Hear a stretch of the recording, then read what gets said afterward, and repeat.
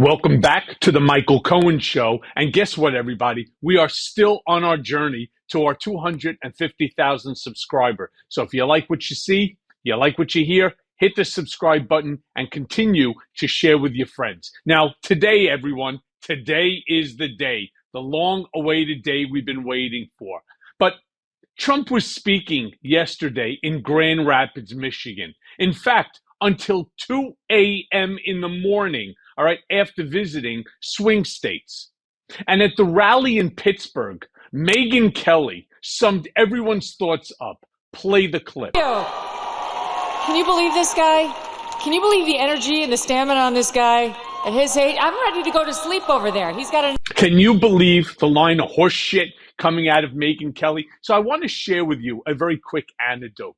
You may remember many years ago, Megyn Kelly had to go into hiding. Now, in her book, she blames me for it. It had nothing to do with me. It was Donald Trump made statements about her and her family that caused her to have to go into hiding. And yet here she is kissing this guy's ass in front of everything. Talk about somebody who really has no morals. We're talking about Megyn Kelly. Alrighty, next, on this final day of campaigning, literally on the final day of campaigning, he touched on all of his major points. He spoke about his love for women. He wants to hit Michelle Obama, just all of them. It's hard to imagine that this guy is really the presidential nominee for the Republican Party. Play that clip. Countries weren't accepting him back until I came. With Barack Hussein Obama, I call him the Great Divider. He's the Great Divider. And he hit, and Michelle hit me. I was so nice to her. Out of respect, I was so nice. She hit me the other day. I was going to say to my people, am I allowed to hit her now? They said, take it easy, sir. Sir, take it easy. My geniuses, sometimes they said, just take it easy.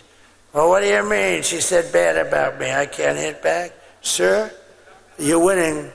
Just relax. Unbelievable.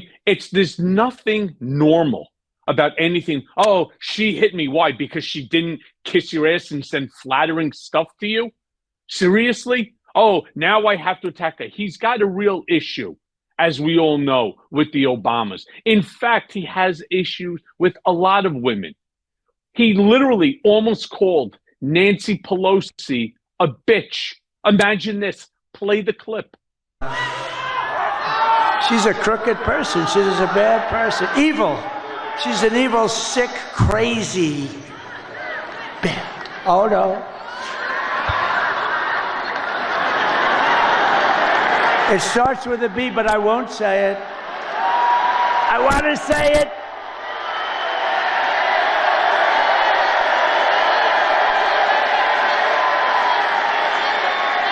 Well, look, there's something incredibly wrong when you have a presidential candidate who looks like he's performing fellatio on the microphone, who's talking about riling up the crowd so that he could call Nancy Pelosi a bitch. Fuck it, man. You want to say it, just call her a bitch. Nobody cares. Everybody knows that you're a sexist and a misogynist anyway. In fact, this guy is so screwed up in his head right now because he knows he's losing. He wants to see Kamala Harris. Yeah, this is true. He says it.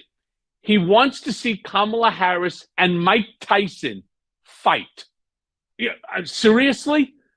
You want to see Mike Tyson fight any woman? I don't want to see Mike Tyson fight anybody. The guy is incredible. The all-time, as far as I'm concerned, greatest heavyweight ever. Play the clip. Mike's been through a lot, but he could fight. Let me tell you, that guy could fight. But can you imagine Mike? Oh, he says, put Mike in the ring with Kamala. That would be interesting. Oh, yeah. Some idiot in the crowd turned around. I didn't hear any idiot in the crowd say it, but I'm sure all of a sudden Mike Tyson, and he thinks that would be fine, should get into a ring with Kamala Harris. Really? Serious? But it's not just that Donald has to say these stupid things. Shady Vance has to chime in also. And what does he do? During his speech in Atlanta, he ends up coming and calling Kamala Harris trash.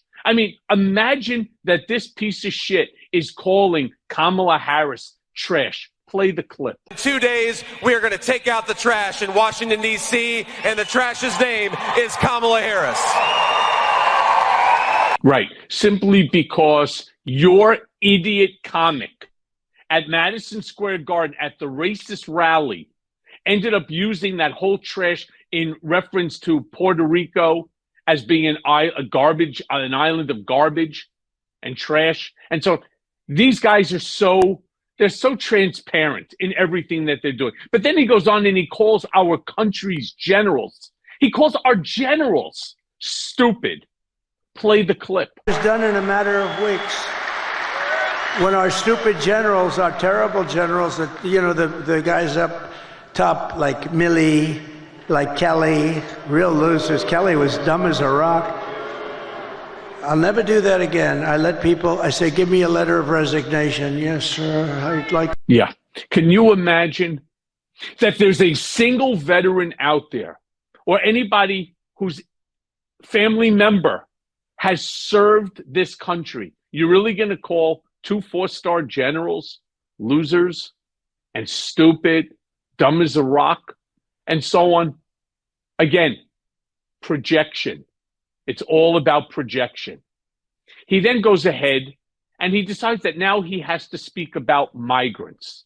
And again, migrants taking, at least this time he realized you can't have more than 100% of the jobs, like before when he said that the migrants are taking 107% of black jobs. Play this clip. 100%. 100% of the jobs that were created went to migrants, not to people. And I'll tell you. Really? He's playing with that again.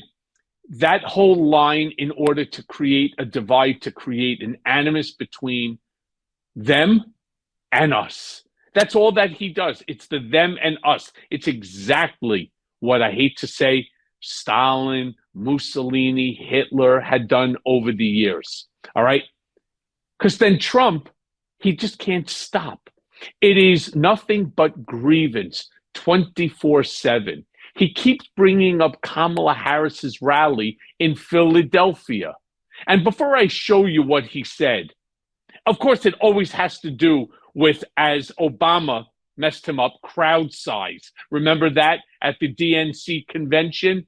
So before I show you what he says about Kamala Harris's rally size in Philadelphia, let me show you this clip.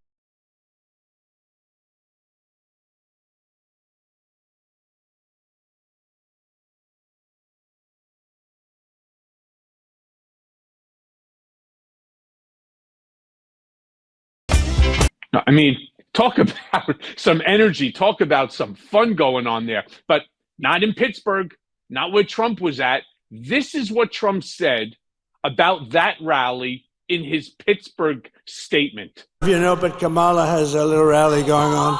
And when I say little, I mean little. It's a competing rally. It's not this giant place that's sold out. What a beautiful, this is a beautiful place.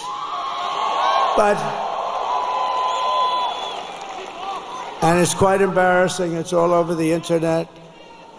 She's screaming, and the people, it's about 100 people. They're not moving. They just want to go home, just be done. It's not quite this. Yeah, really. There's 100 people there. It's a small place. She's screaming. She wasn't even out there yet. Anyway, he cannot let this go because his rally sizes are dwindling. The energy is non-existent. More than half the place is vacant, empty seats. So what does he have to do?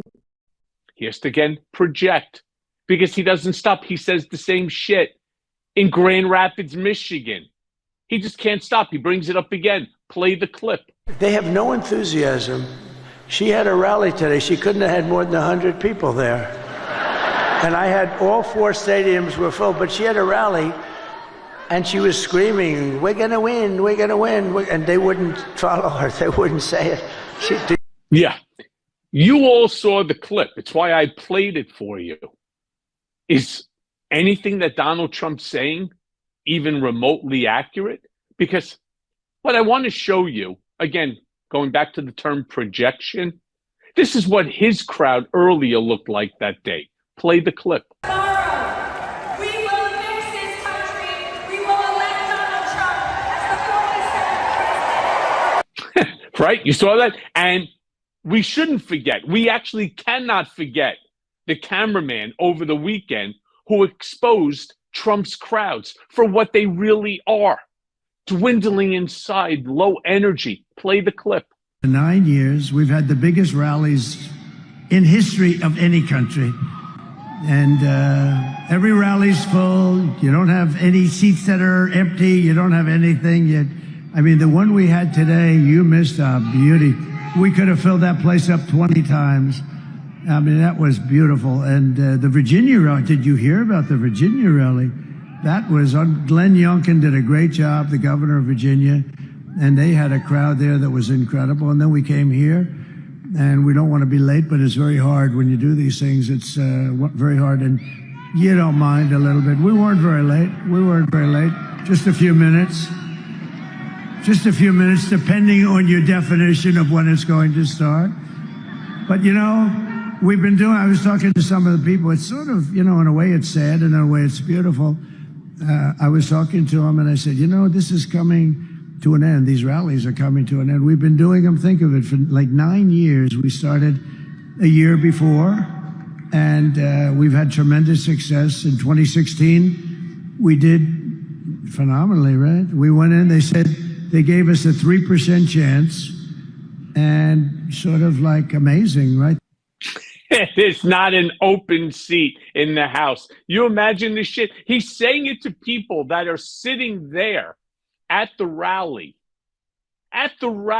telling them that the place is full. Just look up the entire second section.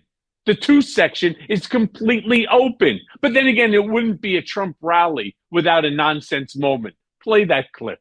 They have an app. Can you believe you call an app? You're now a drug trafficker or a human trafficker, and you say, ding, ding, ding, hello? Where do I drop these people? Go about 7 miles up and then go a mile left and just drop them at the opening in the gate. Okay, can you believe this? Yeah, that's exactly how they do. That's exactly how they do it. The drug traffickers or the human traffickers. Ding, ding, ding. Yeah, hello. What the hell is he talking about? Who is he calling? Health and Human Services? Who's he calling? INS? The guy who makes absolutely, talk about nonsense. There's not a shred of reality in anything that came out of this guy's mouth, right? But I want to end on a clip from 1:57 a.m. 1:57 a.m. By the way, did you notice in the earlier clip, people just had enough. You see them all running to the exit. They can't get the hell out of there fast enough. But at 1:57 a.m., when Trump is still speaking in Grand Rapids, Michigan, right? Imagine 1:57 a.m. to listen to this babbling fool. I mean, not only does he seems tired, but watch the man. I want to draw your attention to the man in the bottom left in the black hat, because he represents us all. Play the clip. It's become a very big story already, so. We're going to tell Mexico you're killing tremendous numbers of our people by allowing China to send their fentanyl through your system and through your country. I mean, you see he's falling asleep as Trump is talking. He's literally falling asleep, eyes closed, head is bobbling, you know, and we've all been there. When also you start nodding off and you realize, oh my God, my head just almost hit my chest. This guy is fast asleep, bored out of his gourd, listening to the nonsensical ranting of a lunatic mind at 1:57 a.m. And this isn't even a movie while you're laying down on your couch with some popcorn. My friends, today is the day. I'm certain that everybody has already done what I talk about all the time. I am certain that you've gotten to the ballot box. If you have not, make sure that you do. There's still time. All right. The booths are not closed until later this evening. So if you see this and you have not, please make sure that you vote Harris Walz 2024, and all Democrats straight down the line. Hey, everyone. First of all, thanks for watching. I mean, we're going to be posting daily episodes with reactions and talking about politics. We'll be talking about everything, in fact. So please like and subscribe. Join us on this journey.